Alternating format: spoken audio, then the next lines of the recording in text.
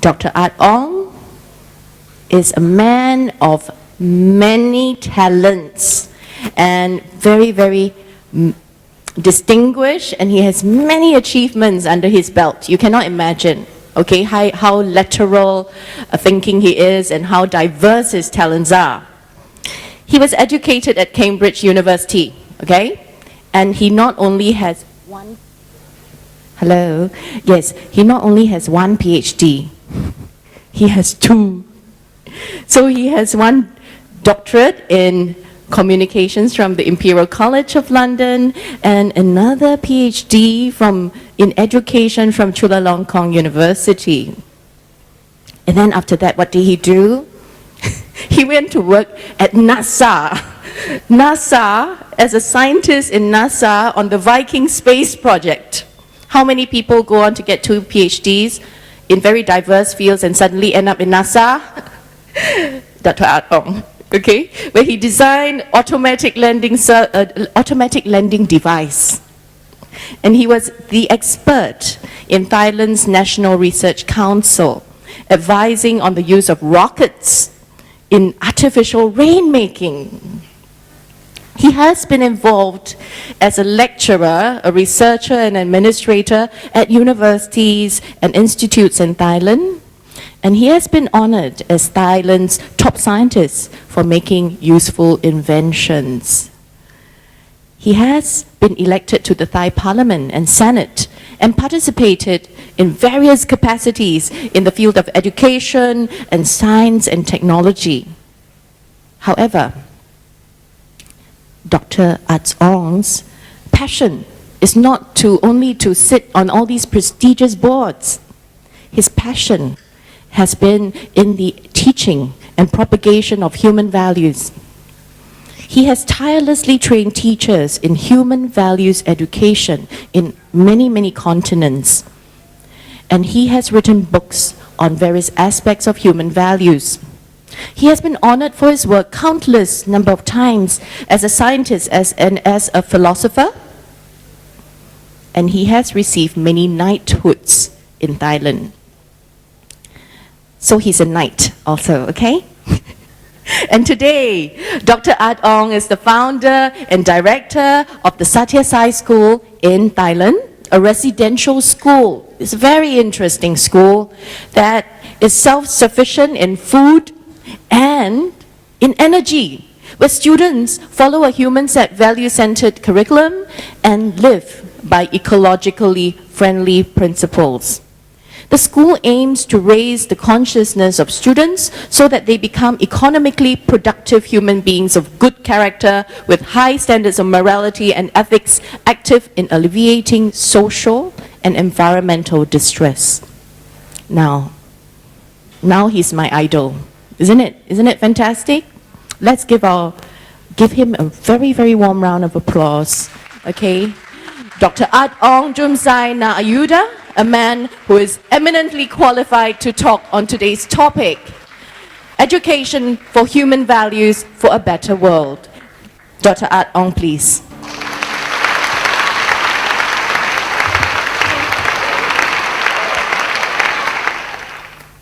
Your Excellency, Member of Parliament, Mrs. Joyce, and dear respected friends, I'm very, very happy that I could be here again and talk to all of you about education for human values for a better world. So, since we only have 1 hour, I will start straight away. We live in this world, the only world that we have. We can't go and live on other planets. We cannot go to Mercury. There's no atmosphere and it's very hot. We can't go to Venus because there the temperature is over 600 degrees Celsius at the surface. So This is the only world that we can live in. We can't go to Mars as yet, although this is something that we are looking at. Scientists are working on this. I helped to land a spacecraft there and discovered that, well, it's not so bad. There's no oxygen, only carbon dioxide, but the temperature is not too cold. At the equator, it's minus 31 degrees Celsius. It's cold. But I went to Moscow once for a conference, and the temperature was minus 35, much colder than Mars. Of course, the North Pole, South Pole of Mars, you have a lot of ice that is from carbon dioxide becoming ice. It's very cold. Anyway,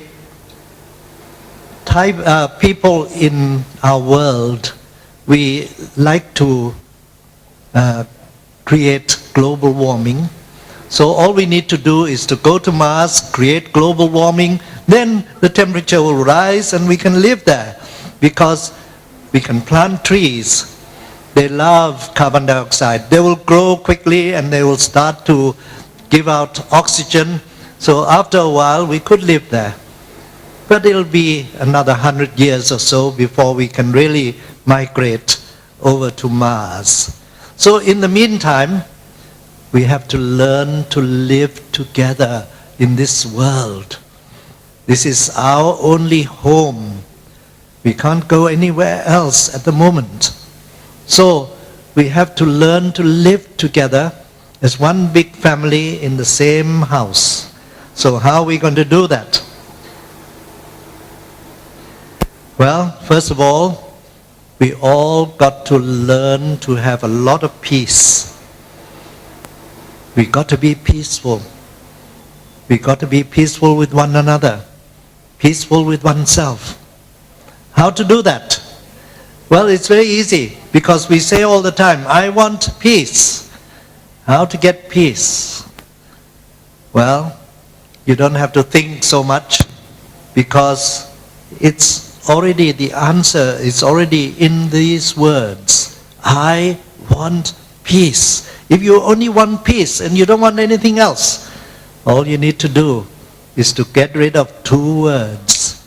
The word I, the word want, then you only have peace. So that is a solution. Get rid of the I. The I is our ego. You know, people say bad things at us. They're not doing anything to us. They're just using bad words, but it touches our ego, so we become angry and upset. But scientifically, and we're going to be scientists listening today, we're going to analyze everything, what is coming to our ears. Well, it's only vibration of air. It's oxygen, nitrogen, carbon dioxide vibrating into our ears. So they're not doing anything to us. They're not hurting us in any way. It's only vibration of air coming into our ears. So all we need to do is smile. Don't get upset with vibration of air. They're not hurting us in any way. But it's because of our ego, because of our attachment to the I, that we become angry. Get rid of that attachment.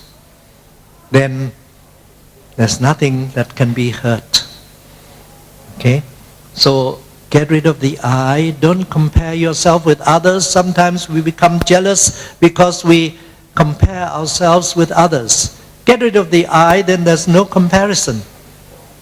We'll be very peaceful, very happy. The second word we got to get rid of is the word want. In this day and age, the whole world, except for one country, have decided to use GNP, Gross National Product, as a way to measure progress.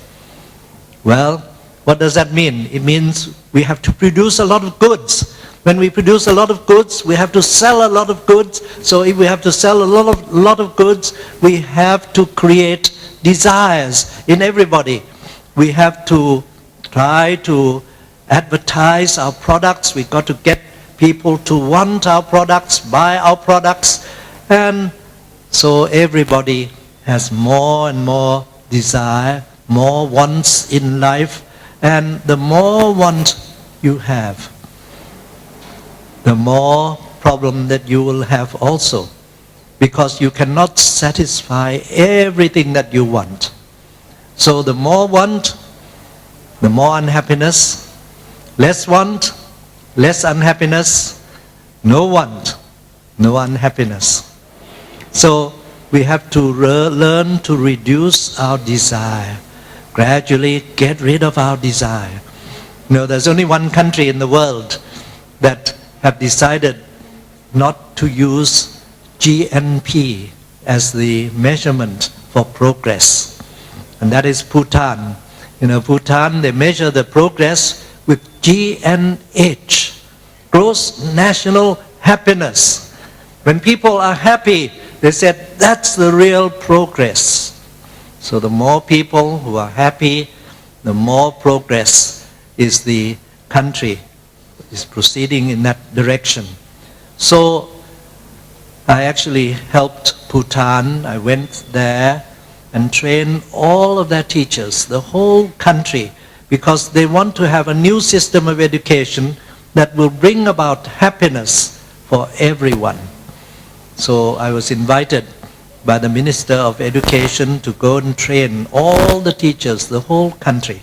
I went there 8 times, and now the whole country has been trained. And they've sent over 70 people, teachers, to come and stay in our Satyasai school in Thailand. Okay, so they've been staying there, they've been living there for quite some time, and they learned everything from us and took it back to their country. So this is the secret. I want peace. You want peace only, nothing else. Get rid of the I, get rid of the want. And so now I like to talk about the education process. How we learn. This is so important for all of us to understand. Okay? All teachers should know how to teach children. All the children should know, and all of us, we are all learners. Nobody is not learning. We are all learning. UNESCO says that learning is a lifelong process. We have to learn and learn and learn all through our lives. You know, I had to learn a lot, even at the age of 60, 70, I still have to learn and learn and learn, not stopping, okay? So we are all learners. So how do we learn? Please don't follow the West. The West, they said you got to use brain-based learning. Brain is most important. Well, let us not follow their examples. The brain is born when we are a baby with the mother, okay? And then it gradually starts to develop and increase the number, okay, and it's fully developed after you're about 20 years or so. And after that, some of the cells in the brain start to die.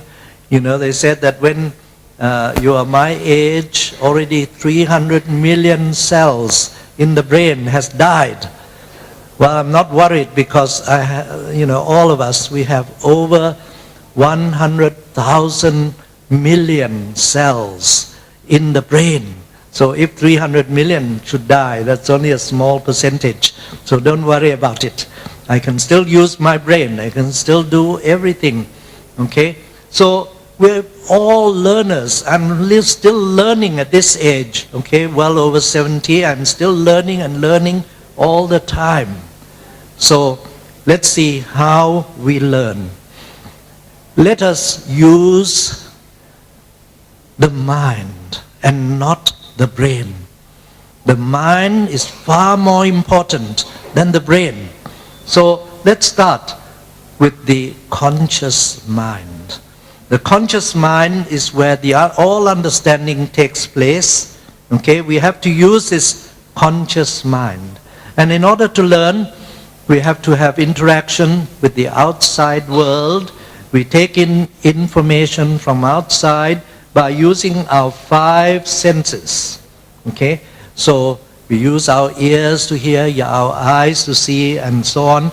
And at the same time, we store all the information in our subconscious mind. So the subconscious mind is very important. It is the part where we store everything. But it's far greater than the memory in a computer. Memory in the computer is limited, but our subconscious mind is unlimited.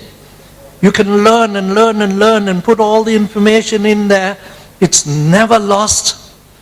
It has not gone anywhere. It's always there for us to retrieve. Okay, but we have to learn to retrieve it. Okay, in order to remember, you have to bring information from the subconscious to the conscious. And we'll see how we're going to do that.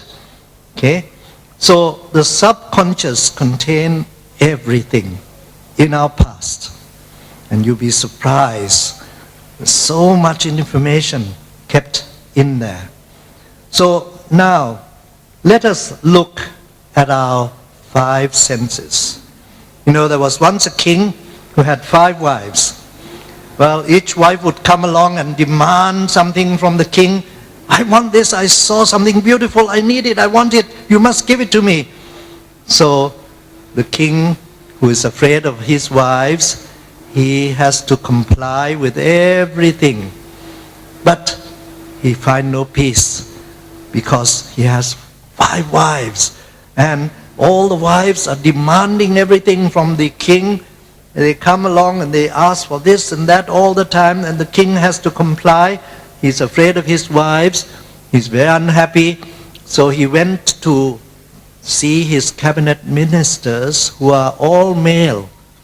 Help me, tell me, advise me how I can live without having to be afraid of my wives.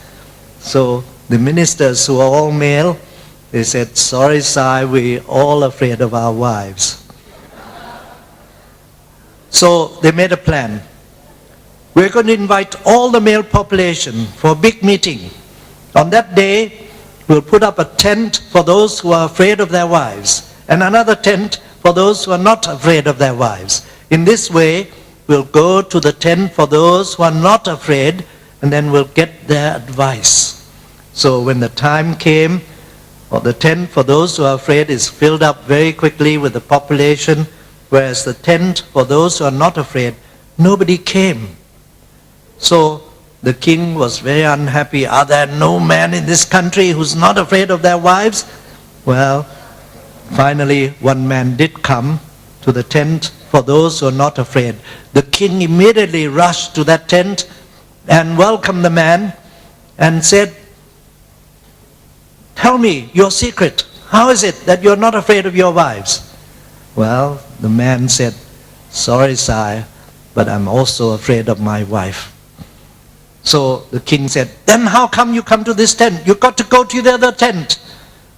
So this man said, sorry, sire, I will not go. You can punish me, you can do whatever you like, but I will not go to the other tent. Why? Why not? Why won't you go? Well, my wife told me to come to this tent. So, we are all the king. The 5 wives are the 5 senses. Our eye sees something, it starts to make demand on us. Oh, I want this, I want that. And the ear, same thing, receives good sound, beautiful sound. Oh, I want audio equipment, I need this, I need that. We're making all kinds of demands on us. So we got to become the king. We have to control the 5 senses. This is very necessary if we want to live a peaceful life. So let's look at how we should control our five senses. We need to understand first the five senses, their function. We use the eyes to see. We bring light into our eyes. Sometimes we see something and we said, "Ah, that's bad." How come you can see bad? Let's be scientists, okay? Let us understand what is going on. We say we see something bad. How come you can see something bad? What is it that is entering our eyes? Well, scientists will say it's light. What is light? Light is vibration of electrical field, magnetic field, okay? So it's electromagnetic field that is entering our eyes. So we say, that's bad. Well, let's analyze it. If it's electromagnetic energy, okay, which it is, okay, electrical field, magnetic field at right angles to each other, is it the electrical field that is making us angry? Or is it the magnetic field or the electrical field? Well, scientists will say neither. Electrical field is only vibration of electricity, is not creating any problem for us. Magnetic field does not make us angry at all. So nothing will make us angry. So how come we become angry? Well, look at the way you point your fingers. That's bad. Notice there are 3 fingers pointing back at you. You are bad. That's why you see bad. Otherwise you won't see bad. Okay? So realize that there's something in our own mind that is making us seeing bad. Okay? Look at our ears. Somebody is swearing at us. Why do we become angry? What is entering our ears? Well, it's sound. Sound is vibration of air consisting of oxygen, nitrogen, carbon dioxide. Ask any scientist, is it the oxygen that makes us angry? They say, no. That doesn't make us angry. Nitrogen? No. Carbon dioxide? No. So nothing can make us angry. It's only vibration of air. Okay? So that is something that we really need to understand. And we have to understand that it is the process that we use to interpret information. You know, I went to Paris when I was only 9 years old, a long time ago. It was straight after World War II. I was there. And the French boys came to talk to me, and I didn't understand a single word. I just smiled. They become upset. They want to talk to me, and I don't talk to them. So they became angry. They start to swear at me all the time. And then I smiled and smiled because I did not understand a single word. I could not translate the meaning of those swear words. So nothing could upset me. But after 1 month, I started to understand that they were swearing at me. Then I became very upset. I became very angry, okay? Because I translated, I gave some meaning to those vibration of air. So this is the problem that we have. We translate information all the time.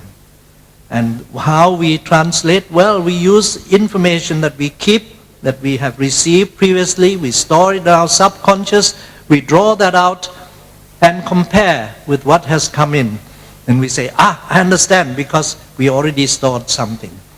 Like in France, after 1 month, I was able to understand that these were swear words. So I could start to translate the meaning, give the meaning to the swear words. Then I became upset, I became angry with the French boys. I boxed them and taught them a lot of lessons using Thai kickboxing. They couldn't beat me at all. So this is very important. We translate information. So it depends on what we have put into our subconscious. Nowadays, our children, they see television programs. There's a lot of violence on television. And you have plays and you have all kinds of dramas full of action. And mostly they're negative action, okay? So people watch all this, they put all this information into the subconscious, then one day they bring it out, translate the meaning, give the meaning to whatever we hear, and they start to become violent. So you have to understand that our true enemies are now within all of us. Anger, lust, envy, greed, pride, hatred, attachment, fear and anxiety. It's all put into our subconscious. So if we really understand that everything, a child depends on what we have put into their subconscious, so now it's a job of the teachers, okay, to get children to think good, hear good, see good all the time. We bring in human values into everything we teach, okay, always helping children to think good things all the time, hear good things all the time. All this will then be put into the subconscious. It becomes a program within the child. Just as the computer, when we print something, immediately it will draw information from the subconscious in order to translate the meaning, okay? Then the computer understands if there's something similar, then it sends that to the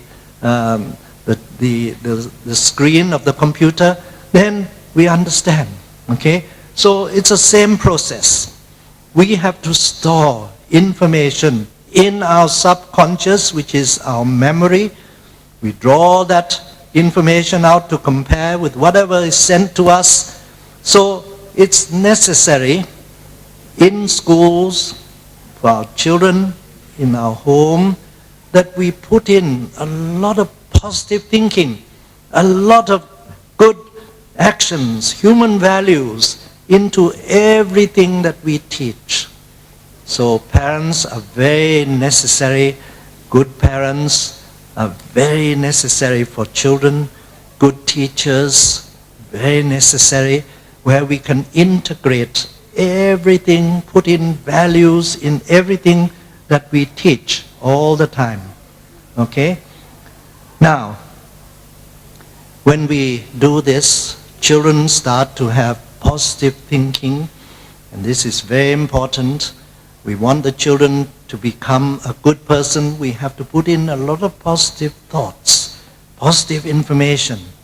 So all the time when you teach mathematics, when you teach science, and we know that Singapore wants to really progress in many, many fields. So it's our job as a teacher, as parents, to integrate values into all subjects, all the time. Okay? So for example, you have 32 divided by 8. What does that equal to? Well, normally in school we teach children to learn the multiplication table. 8 1 is 8, 8 2 is 16, 8 3 is 24, 8 4 is 32. So you get the answer. But the children will become clever only, but not filled with human values. We want them to be a good citizen. So as teachers, we got to integrate values into all subjects. Okay? So 32 divided by 8. Well, all we need to do is to put in values. So a child, daughter, with her mother, went to the market. The mother loves the daughter so much, she decided to buy 32 fruits for her child, favorite fruit for the child, 32 of them. And then she went back home. 7 of her friends came to see her. And she remembered, the child remembered, that the teacher has taught us to learn to share, to learn to give. So we're going to share the 32 fruit with our friends. So how many should we give to each person? The 7 friends and ourselves making 8 people. Okay, so we share the fruits amongst 8 people. So it's 32 divided by 8. But we already put in a lot of values. Oh, love of our mother. The mother is so great, giving us so many things. Oh, teacher, wonderful teachers, teaching us values. Oh, I'll do what the teachers have taught us. And we'll learn to give. We're going to give. We're going to divide the fruits into 8 portions and we'll give it to everybody. So it's 32 divided by 8. But we put in a lot of values. And that's what we have to do in all of our classes. Okay? Whatever we teach, fill it with values, even negative things. For example, we talk about World War II. We have to teach the children about Hitler, how he killed the Jews. 6 million Jews were killed in gas chambers. Okay, well, the reason is because the Jews, they controlled the economy of the country. So Hitler decided to take a shortcut, kill them off, and then he can install the Germans to go and take their positions instead. So if you just teach history in this way, we are putting in ideas that we get rid of our opponent, kill them off, okay? Then we'll take over their positions. And that is very negative. We don't want to do that. So when you teach something that is negative, try to bring out something positive out of it. So I get my children to think, if you were Hitler, and the Jews are controlling the economy, there's really wonderful people who knows all about economy, what should we do? Okay, if we were Hitler at that time. Well, I get the children to go out and discuss it amongst themselves, then come back and report. And they came back and they said, well, if the Jews are so clever, let's make them professors in the university. Then we'll go and learn from them, and very quickly we'll absorb everything and we'll be very clever like the Jews, very quickly. No point killing them off because the knowledge will be gone as well. Okay, so they came up with positive values. So don't teach just history.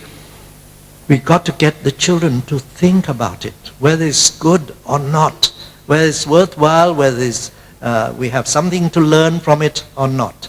So that's the way we should teach. Everything. Science contains a lot of values all the time. You go out into the sunlight and then you get the children to think, are you receiving equally the sunlight from the sun? They said, yes, it's all equal. There's no discrimination. No discrimination. And does the sun charge us any money for the heat, for the light that we receive? No, it's free. Everything is free. So from science, gradually we teach the children, let's be like the sun, giving freely with no discrimination, no charge. Okay? Learn to serve everyone, help everyone all the time. So that's the way we should teach our children. However, the negative things in the world outweighs the good things in the world. Okay, we have a lot of problems through television, through movies and so on, a lot of negativity. So the children are pulled down all the time. Teachers may help to raise the consciousness, but we're fighting a losing battle, okay, unless we really know the secret. And that is, we got to raise the consciousness of the children. If you don't raise the consciousness, then we lose, okay, the battle in the world. So what we do, we raise the consciousness higher and higher, okay, and then they will start to be in contact with the super conscious mind. We have 3 levels of consciousness: the subconscious, the conscious, and the superconscious. Okay, the subconscious contains all past information. That is our memory. The conscious is what we are aware of. And the superconscious is the person who knows everything within ourselves. You know, we are not just ordinary human beings, but we have something that will give us a lot of knowledge, information. We know a lot of things. It's stored, it's not stored, but it's there all the time in our superconscious mind. All we need to do is to raise the consciousness higher and higher all the time. And we do this with our children, okay? And intuition will start here. The children in the Satyasai school, they learn to pray, they learn to sit in meditation, they learn to raise their consciousness higher. And you can do this with any religion, okay? All religions, they all learn to calm the mind, to think about God, to think about the Buddha, to think about good things all the time. So our children, they learn to sit still. They pray. They start to sit in meditation. And you know, every morning, 6 o'clock in the morning, they're in the prayer room. They're sitting and praying and sitting in meditation. Then I tell them a good story every day, okay, on human values. They listen to that. They're very happy with it. Then we sing songs, okay, human value songs together. Okay, every morning we do that. And every hour, on the hour, we start with some prayers and meditation, a short one, just 5 minutes. So they learn to practice every hour. And even before going to bed, they will have their own prayers and meditation in their dormitory. It's a boarding school, okay? So they learn to raise the consciousness higher and higher all the time. Little children and big children, they all learn this, learn to sit still, calm their mind down. And here is an experiment done at Berkeley campus of University of California, okay, by Abrams. They took 3 groups of children. Okay, the first group has never practiced any meditation, and they measure the memory of these people, and the memory power is about 40% for those who has never practiced any meditation. And they're all clever students because University of California, Berkeley campus is a well-known university. The second group, they tested the students, okay, in the same class, but they have been practicing meditation for 1 year. The memory power has gone up to 60%. And the third group, they've been there, they've been practicing for 2 years, okay, the same class, and their memory power has gone up to 70%. So this is very important. Whatever religion you belong to, train your children to learn to pray, to sit quietly, okay? Stop thinking about worldly things, learn to calm the mind all the time.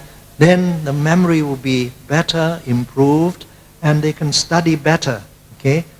So, when I was a student in England, I was a very naughty boy. I fought everybody. I used to box everybody. I beat everybody because I used Thai kickboxing. I was champion in England outside the ring. Then one day the teacher said, no, you can't do that. You got to box inside the ring using normal practice in the country. So I went in there. I was a little bit scared going in the ring for the first time. But the person who was going to box me, he came into the ring. When he saw me, he started to shiver all the time. Oh no, when we get out of the ring, I'll be kicked by that man. So he got very afraid of me, and so he could not box properly, so I became champion in the ring as well. So I became a very bad boy. I used to fight everybody. I was very angry. I created a lot of noise in the classroom.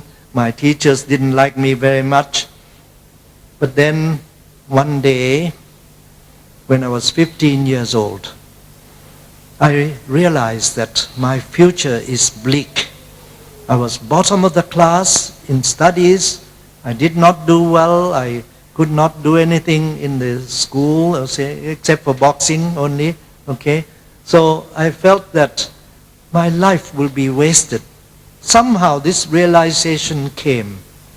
Then I started to think what I should do.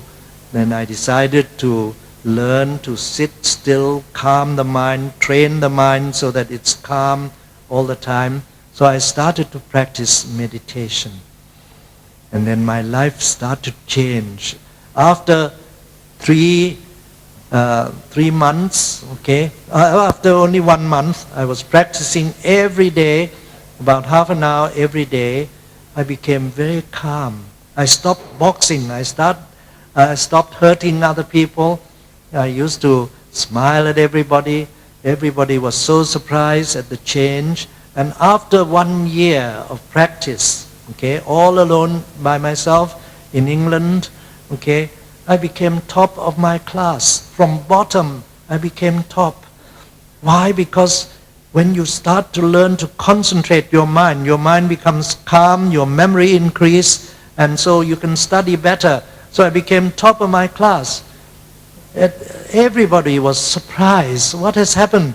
Okay, well, I continued to practice. I went into the best university, passed examination with very good marks. So I went into Cambridge, Trinity College, Cambridge, and after 2 years, I received my bachelor's degree and master's degree because they got me to do a little bit of research.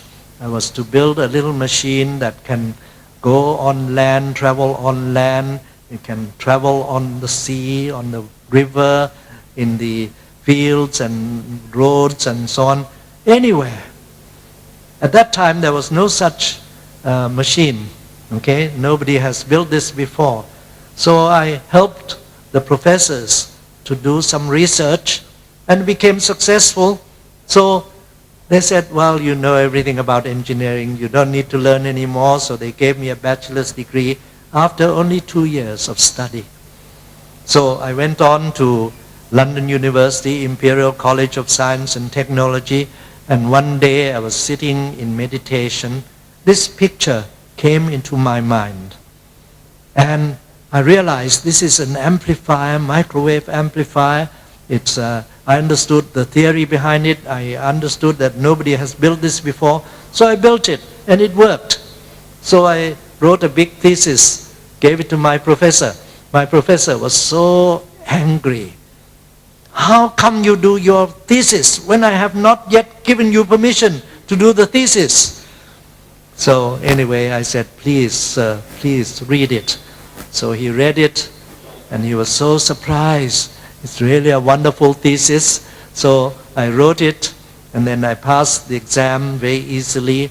So I got my PhD, the first PhD, using meditation. I was sitting in meditation, quietly in my mind, and suddenly this picture appeared. So you can see the effectiveness of meditation. You look at great scientists like Sir Isaac Newton. I was very lucky that I had a room when I was at Trinity College. I had a room right next to the room of Sir Isaac Newton. But he was there 300 years before me. Anyway, the rooms were built 500 years ago, so I was able to have a room right next to the room of Sir Isaac Newton.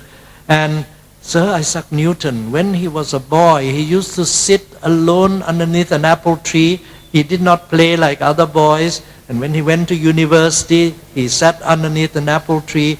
Then one day an apple fell down. Suddenly he realized, oh, I understand. Then he understood the law of gravity, the law of motion, and so on. It became a great theory in physics that we all have to learn. Okay, so this is his greatness. He used to sit quietly underneath an apple tree, and he would discover new things all the time. So when I was at Cambridge, I used to go and sit underneath an apple tree. Okay, then I waited and waited and waited. No apple fell down. Anyway, I learned by using silent sitting as well. As much as Sir Isaac Newton, I learned many, many new things.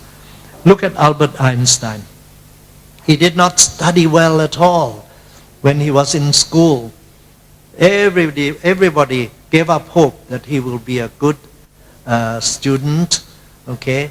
So they all said, oh, he has no future at all. Well, he could not get into a university. He went to study at Berlin Technical College, okay? Could not get into university. Okay, he passed and he went through, and nobody thought he would be a great scientist. But one day, he discovered laws which changed the world, okay? Really very important laws. And he said to everybody how he came to discover new things. This is his words. He said, intuition is not the result from deliberate intention or program, but comes directly from the heart. Intuition, which is knowledge, suddenly it comes into your mind. It just flicks and there it is. Okay, that's what we call intuition. It comes into your mind by going into your own heart. He said that intuition is not from direct intention or program, not through studies, but comes directly from his own heart. So this is very important, that we all learn to go into our own heart in silence. Then you start to get intuition, knowledge, wisdom.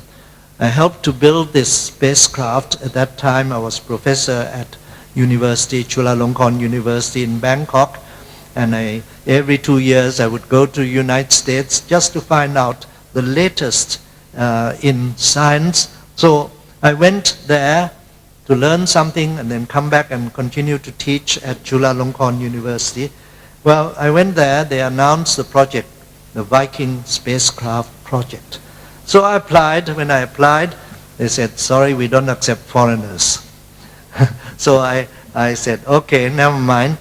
But I then discovered that there were Indians working in NASA, Chinese people working in NASA.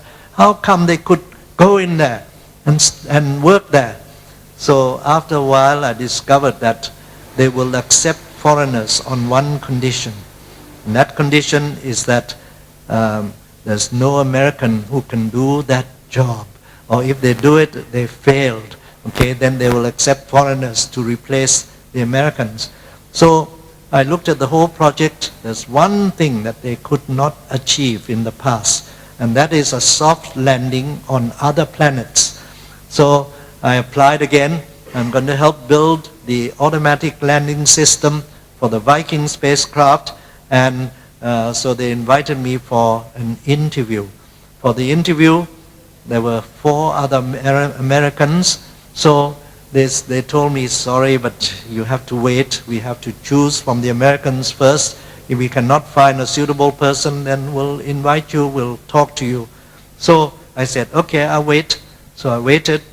They interviewed all the 4 Americans. They all have a lot of experience. They all have built on spacecrafts. They've worked on so many things before. But all of them failed when they sent the spacecraft onto the surface of any planets in the past. So they came to me, and of course I was the only person who have never failed because I have not built anything before.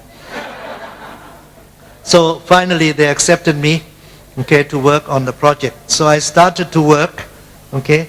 Here was I in the laboratories, all alone, a huge laboratory, all kinds of instruments were available. I was working and working and working for 1 year, and I was quite unsuccessful. I could not achieve any success. So I realized that I'm doing what the Americans are doing a lot of research, doing a lot of experiments and so on.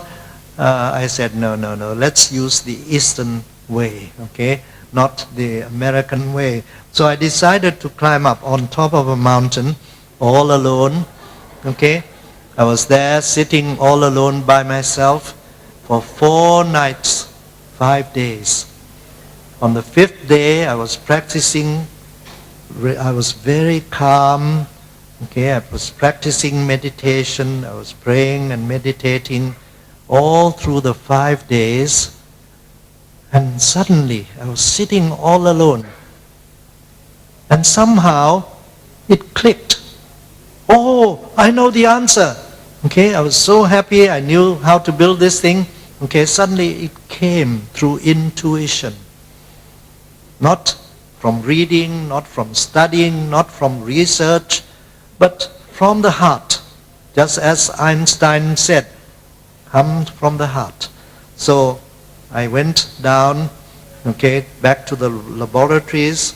I built the thing, gave it to NASA, they tested it, and they said, oh, it works, it worked. And they asked me to build 3 of these things, so I built 3 of these things. Then I said, I have to go back because I'm working as a professor at university in Thailand. I need to go back quickly. Okay, so they said, no, you can't go back. We'll give you US citizenship immediately. They want me to stay on. I said, sorry, I love Thailand. I came only to learn from you, and then I'll go back and teach.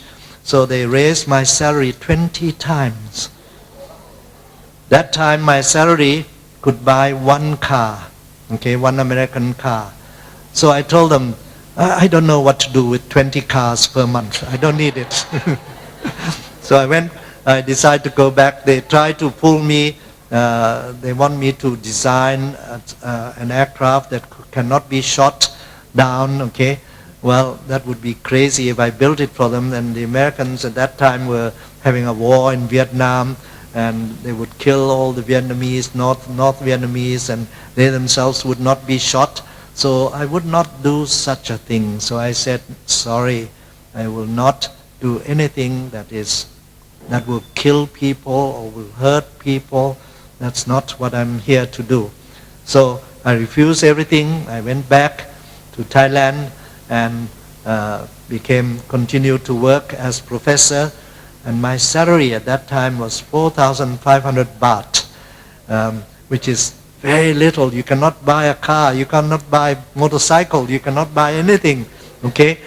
But I was happy, okay? I was teaching children about human values, all faculties.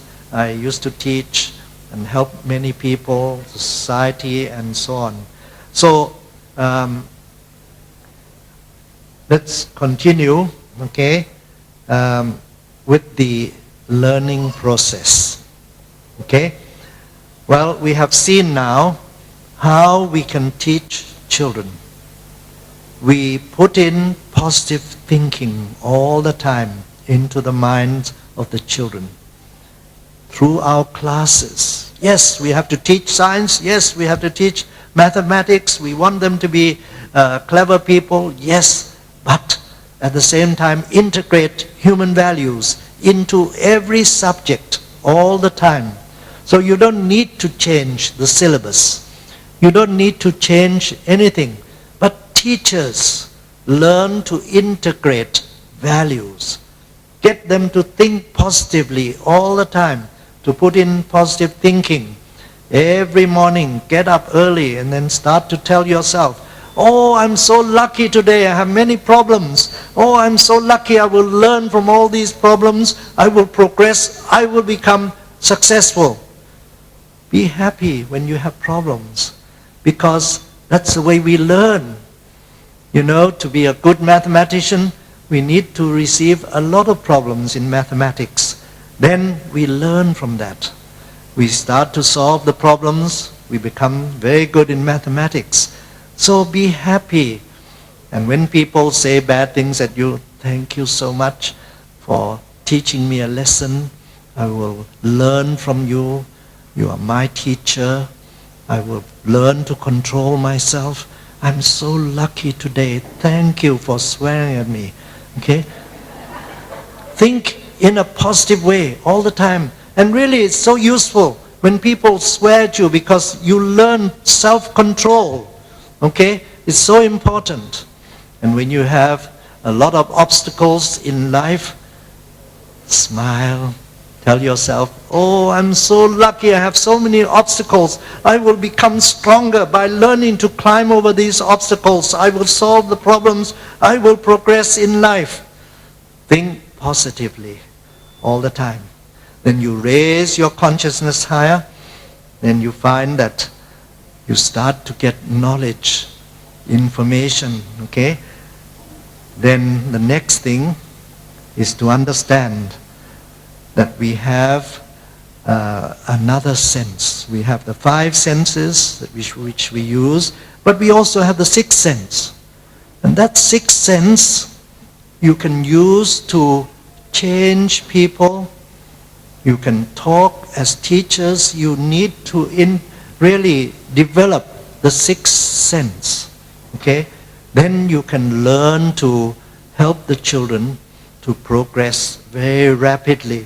So using the 6th sense, you need to be a real teacher who practices what he teaches. We got to be the real model, okay? The model of whatever we teach. If we tell the children, don't smoke, and then you go behind the door and you go and smoke, you cannot be a teacher.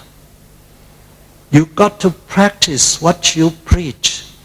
Otherwise, you will not touch the heart of the children. If you teach children in things that you do not practice, it simply goes to their brain. That's all. It does not transform the children. You've got to learn to practice everything that you teach. You've got to have the human values yourself. You've got to be the example. Then you touch their heart. Okay? So this is very important. And the way to touch the heart is through love. You've got to have a lot of love. You've got to be able to have a lot of compassion, because by so doing, you touch the heart of the children. Many people will be coming to visit our school in Thailand in the very near future, and you'll see how loving teachers have to be. And when we love the children love us. All the children, when I walk around, they'll rush to me, they'll embrace me, they said, oh, I love you, teacher. They'll tell me that. And you see that because it's the whole school is full of love. It's very important. So with love and compassion, automatically all of our actions will become right conduct, another value in life. And when you have love and compassion, then you start to have peace. You find a lot of peace. That's another value, very important value. And you raise your consciousness higher. You start to discover the truth about everything. And then when you have all the love and compassion, then you start to have non-violence. You cannot use violence anymore. You can use only good actions, positive action, peace, no violence whatsoever. Okay? So I actually did an experiment in my earlier days with students at Chulalongkorn University when I was teaching at that university. I got them to send love to plants. Okay? We grew 2 plots of plants. Okay? The same thing, it started at 2 inches tall. Then with 1 plot, the children learn to send love, okay, to that plot, but not to the other plot. The other plot is just for comparison. Okay, so we did that experiment and we found that the plants that received love, they grew and grew, they start to have a lot of flowers, whereas the other plant, the other plot did not grow as fast. When we measured the results, we found many flowers and they were 46.2% taller than the other plot, and the other plot did not have flowers. But if you wait another 2 weeks, they will start to flower, yes, automatically. Okay? So love from parents are so important. Love from teachers are so important. Everything is very important. So I just want to give you an example from the Satyasai school. First of all, when I set up the school 22 years ago, I decided that it should be in the countryside.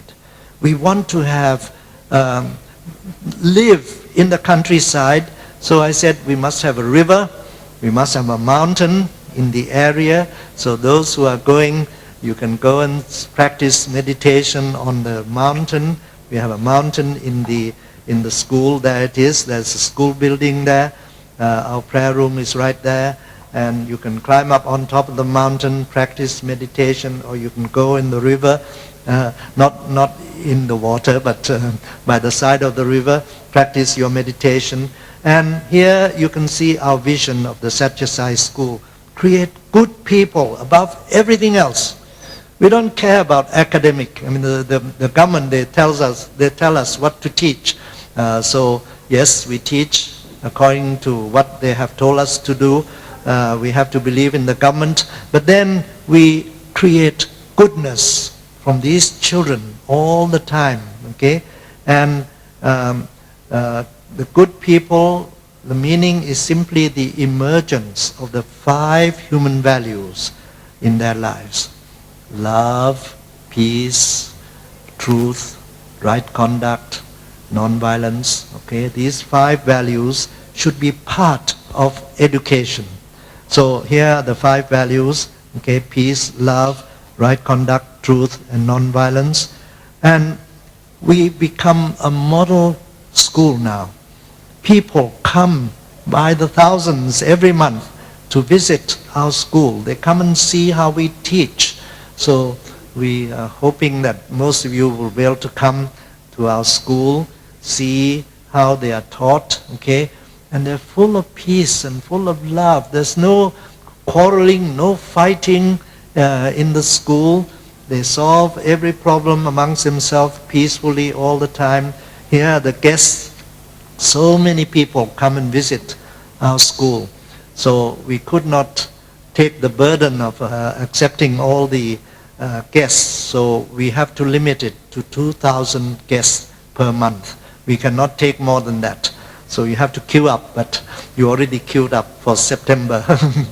Okay? You already told us that you're going to come.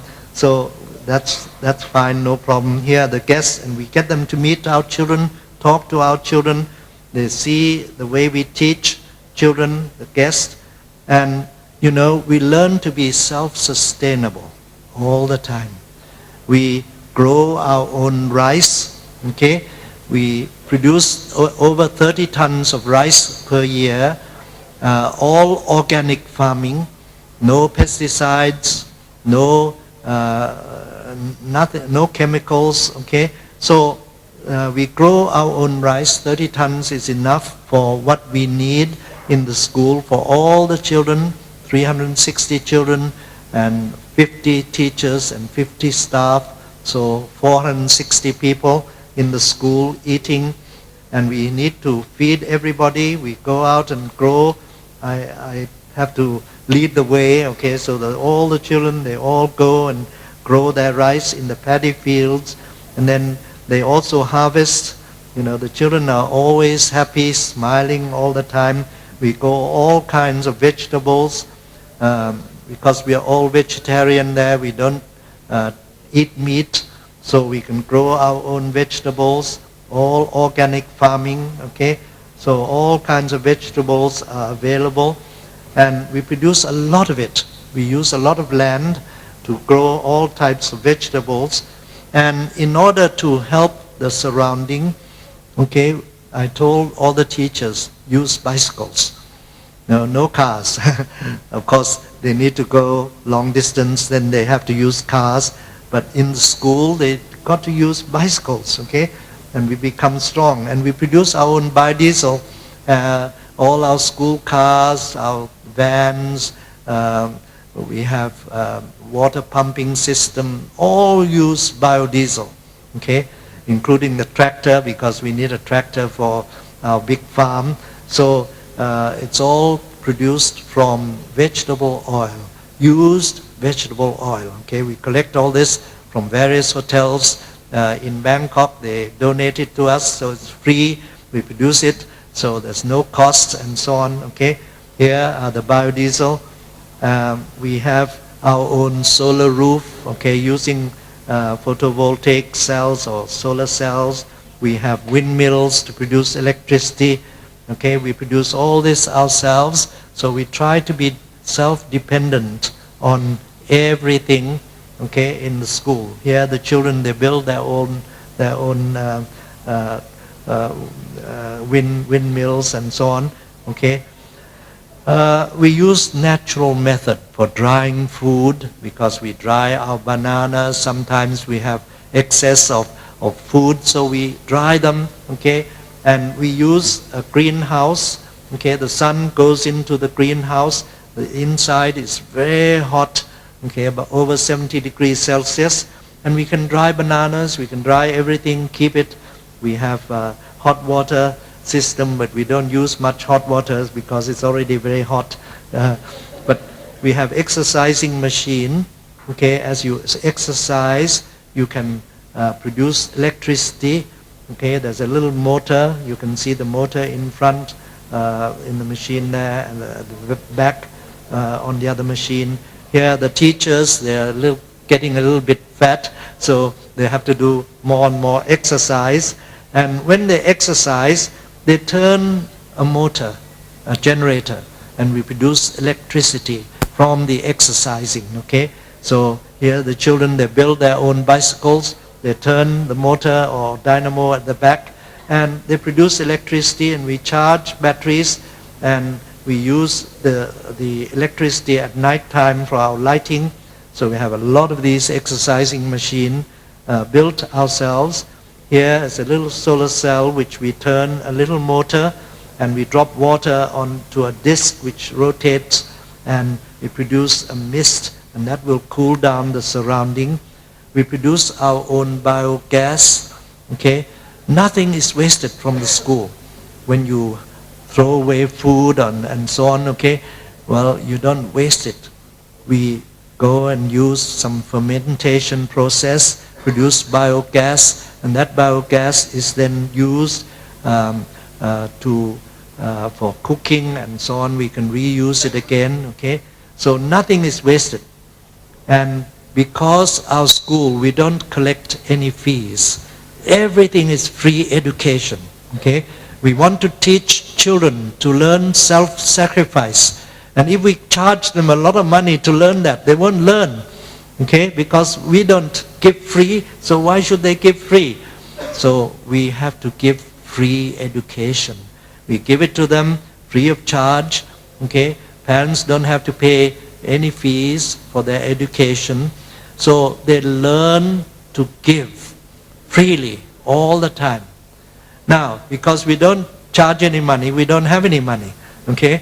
So what do? Well, we have to learn to be self-sufficient in every way, and at the same time, we reduce carbon dioxide in the atmosphere, cool the place down, and in our case, we decided to build a solar farm. Huge, big farm of solar cells, produce electricity, and we sell this electricity to the electricity generation board, okay, and we get money from it. We earn a lot of money from the solar cells here, and we are using solar cells produced in Singapore, okay. REC, a big company there, we buy it from them. They use Norwegian technology, produced in Singapore, and we use it for our school, okay. And we are going to earn quite a bit of money. It's now in production, started to produce electricity now, and it's beginning to have some income, but we owe a lot of money because there's a lot of investment to the banks, so we give it to the bank first, then after 5 years or so it becomes our own profit, okay, which will help to run the school for 50 more years from now, so I can go and rest after that, okay. So this is the school, some parts of the school. There's a river, there's a water system. Here we produce our own drinking water, we produce our own tap water, okay, all the time, and we have a wastewater treatment.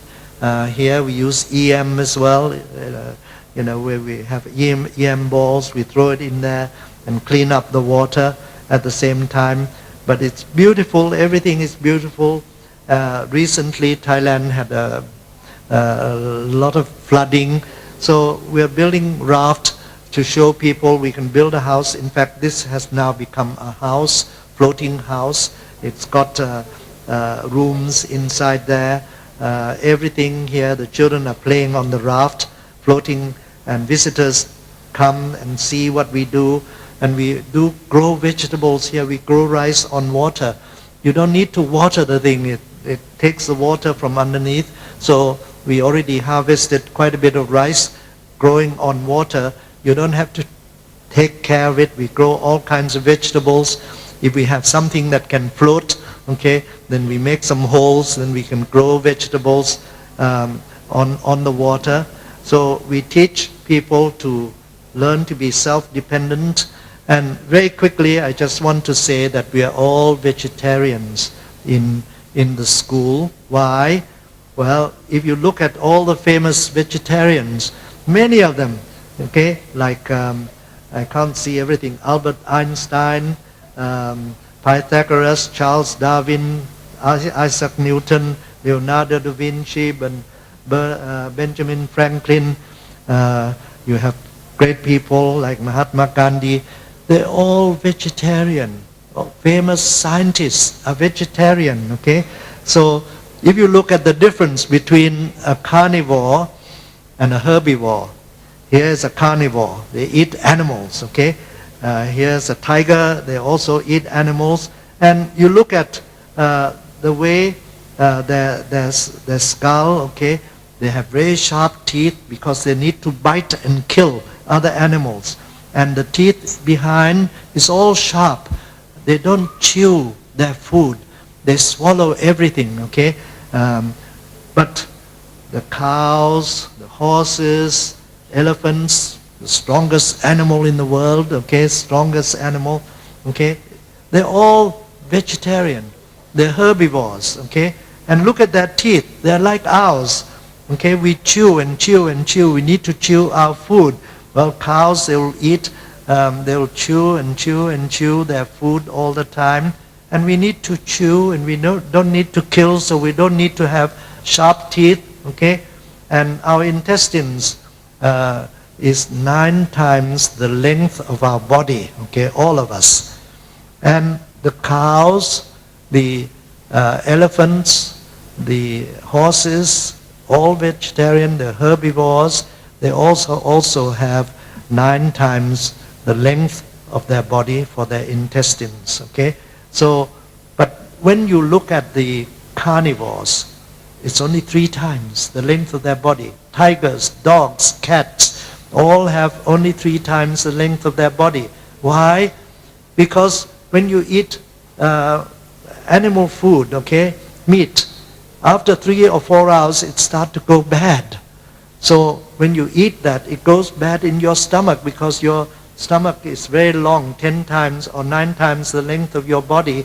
It takes at least 1.5 days for you to secrete, okay? So it goes bad inside, comes out, it smells very badly, okay, because it goes bad. But when you eat vegetarian food, it doesn't go bad because it can last for more than 1.5 days. Comes out, there's no bad smell, and you can digest everything. If you eat meat, it goes bad inside your stomach, okay? So you have to take poison, you see, from your stomach because all through your intestines it will take out food, okay? And when you look at lifetime, the lifespan of people who eat meat only, nowadays such people do not exist on earth, okay? But in the old days, Eskimo used to eat meat only. They don't have any vegetables at all. Their lifespan is 27.5 years. Whereas the Hansas in Pakistan, the Otomi tribe in Mexico, they are vegetarian from birth. And they all have a lifespan of over 110 years old. Okay, so if you eat vegetables, don't think that you lack all kinds of nutrition. No, you have everything. And the main thing is that it suits your stomach, it suits the way you eat, okay? and also it helps you to find a lot of peace and joy when you don't kill. When you kill a cow, you go to a place where they kill cows to eat, they cry before they're killed.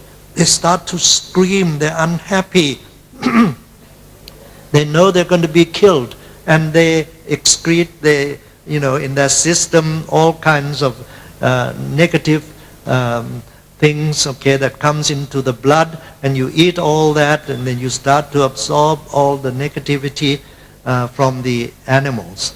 So that is the reason why I tell my children to eat only vegetables, no meat. And they all grow and become good people, and they all enter university 100%, okay? They all study at university, now they're practicing, they're working in society, they remain vegetarian all through their life. So this is very important, okay, as far as food is concerned. Well, I ran out of time. I was told to stop at 3:30, right? Anyway, sometime around here. I'd like to thank Kampung, what do you call it? Kampung Senang. Yeah, Kampung Senang. Oh, I have Q&A. I'm sorry. Okay. Go to the middle of the stage Okay. and have a dialogue with the audience. Good. Thank you. So we'll... Isn't that a...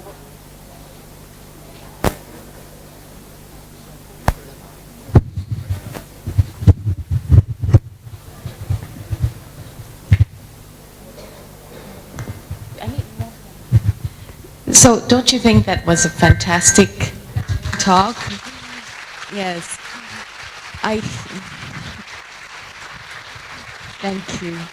Now, I see you wrapped down there, as an audience wrapped with all eyes and ears on Dr. Art Ong, and I'm really truly humbled, and for the richness of what has been taught to all of us. So now we'll proceed to take questions from the audience, and let's have a dialogue with Dr. Art Ong. It's a really very, very, I would call it a very sacred as well as a very humbling experience for us. It's very, very privileged, for us to have a chance to dialogue with somebody who is as enlightened and as conscious as Dr. Art Ong.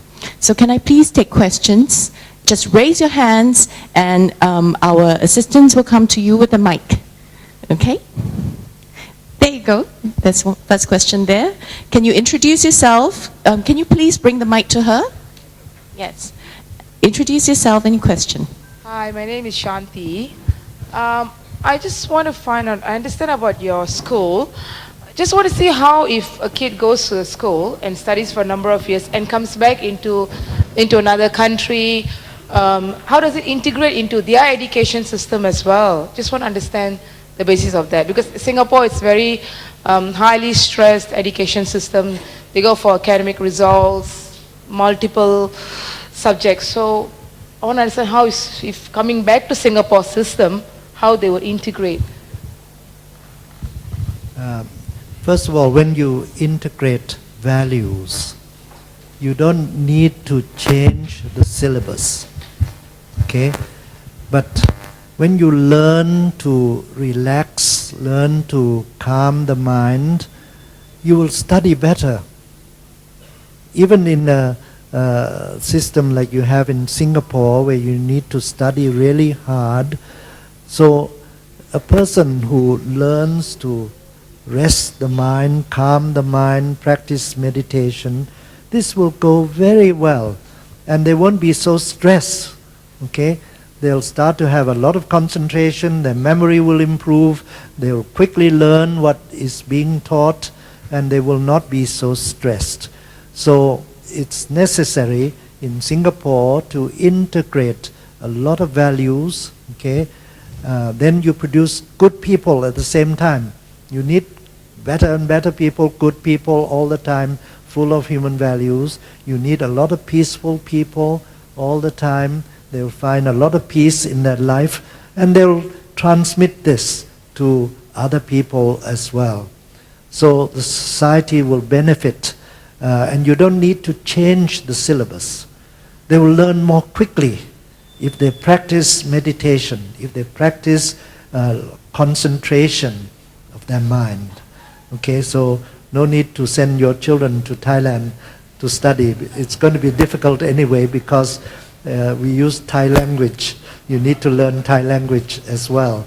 But the government has to bring in human values into the education. Okay, then everything will go smoothly. Is there another question? Before another question emerges, you might be very keen to know and very happy to know that Kampung Senang actually runs a Waldorf school for very young children, as young as 2 years old, all the way up to kindergarten age, and emphasizing values education. We'll tell you more about that later. Now, can I take another question? This is really a chance of a lifetime. Yes. Hi, my name is Yahui. I'm a teacher in a primary school. I'd just like to find out, you spoke about raising the consciousness of young children. How can we go about doing that? How do we raise the consciousness? Well, I gave you the diagram of the learning process. Okay, everything that they see around them, get them to analyze if they can find something good in all these things. And everything is good. Okay, nature is good. Everybody, if they swear at you, you say, oh, thank you, because I learned to control myself. You're my teacher. Okay, everything is a teacher. When you slap your hand on the desk, for example, you get hurt. That is action and reaction. Okay, you teach children to observe all these things, and then after a while they'll be full of values. They'll start to think positively all the time, and they'll become calm, steady, and they'll study better. Yes, if you can put in some silent sitting, learning to learn to sit silently, quietly, in meditation, then you start to train the mind and become calm. Then everything becomes easier. You know, I was a bad student, but when I practiced meditation, I became a very good student. And I learned a lot very quickly, very fast. Okay, so it's possible to do this when you learn to control the mind. Yes, what a fabulous answer. And can we take another question? We still have about 10 minutes. Yes, please. Gentleman over there.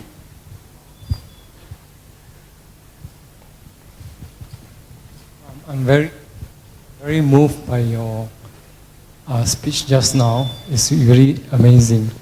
Actually, I just want to, I don't have a question actually. I just want to tell everybody that I'm a meditator. I teach meditation free of charge. So yeah, I sponsor my own classes. So anybody who is interested, I've always wanted to conduct meditation in schools in Singapore, but don't know how to go about doing it. So if you're interested, let me know. My teacher is enlightened master by the name of Sri Chinmoy. Just 2 days ago, his statue was in the newspaper about the flood in Prague. So there was a statue and it was flooded. So that was my teacher, Sri Chinmoy. He teaches meditation at the United Nations for 37 years. And I learned meditation with him for 24 years. And I give meditation free of charge. So if you're interested, just let me know. My name is Yap Thiam Beng. Yeah, that's all I want to say. Thank you, Mr. Yap, for your generous offering. Yes, that's the spirit that I'm sure Dr. Art Ong wants to inspire in all of us. The spirit of self-sacrifice, right? May I have another question? Yes, please, George.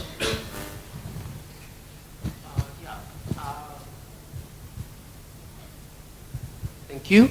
What about the schools around your school? Do you have any interaction with them? Are the practices at your school spreading to other schools? Well, we have trained some 100,000 teachers in Thailand, okay, giving actual training. But we have about 700,000, so 1 in 7 of all the teachers in Thailand have been trained.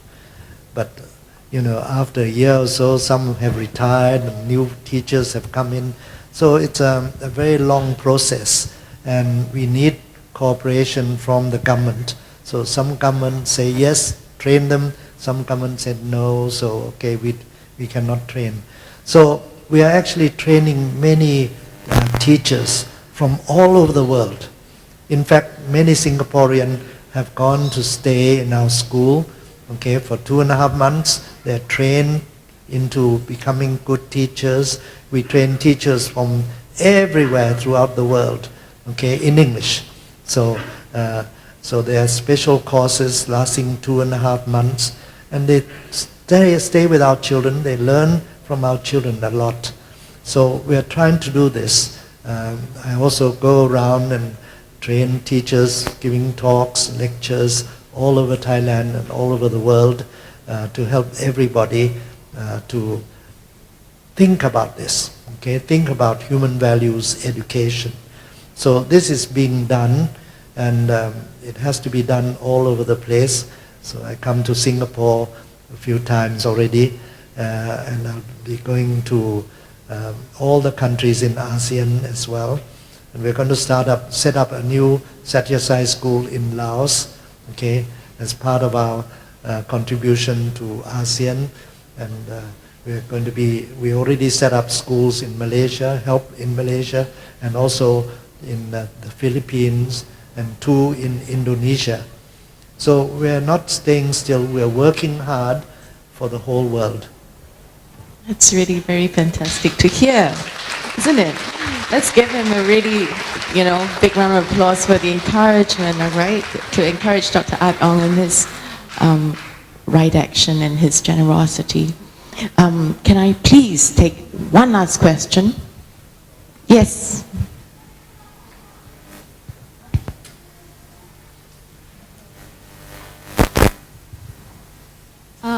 Dr. Art Ong, thank you for your sharing. I just want to ask you, do you have any experience with kids who are special needs, like ADHD or autism or Down syndrome, and the various categories of kids? In our school, we don't select children. Children we can teach. But we have to have some kind of selection because, we have about 700 applicants every year, and we can only accept 30 children. So 30 from 700. So we do need to have some selection. So since we feel that children can be taught, we don't select children, but parents are difficult to teach, so we have to select parents. Parents come for an examination. The children, they also come and they play around. They're so happy, they don't have to take a test. But parents are very serious, Anyway, we do that. So the result is that because we don't select children, some of them have a lot of problems, okay? But after some time, for example, one child, you cannot teach that child at all. What do you call it?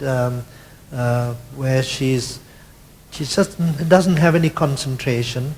Okay, you mentioned autistic child. Yes, autism. So a child has autism. He came to our school. At first we cannot teach We cannot teach anything. The mind is not with the teacher, not with herself or himself, but thinking about something else.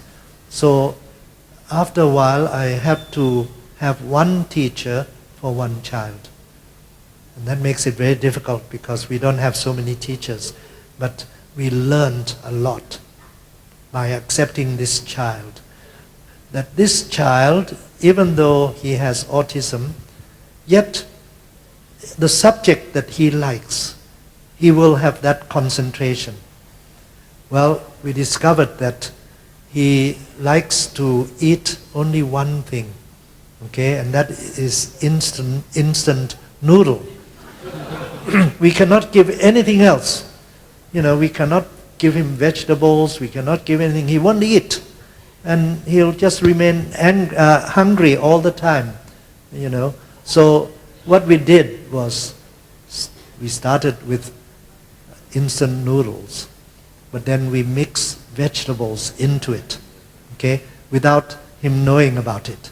You know, he doesn't know, so he continues to eat, and we add more and more vegetables, and then after a month or so, we can start giving vegetables, and he will eat, okay? So problems start to change. We have to start with what the child loves the most. Autistic children, sometimes they're very good artists. So we got to start with art. Get them to be interested in that, and then gradually we work with them by integrating new things and help them to learn more and more. After 1 year, he became a normal child, okay, through this practice.